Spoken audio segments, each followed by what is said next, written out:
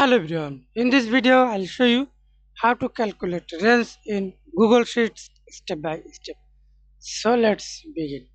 First open your Google spreadsheet, then see this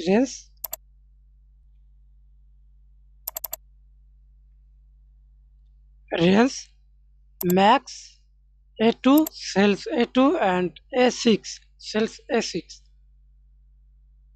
minus A2 A6 equal, press enter, autofill. And see this highest value, apply the same process used to this formula, press equal, press enter.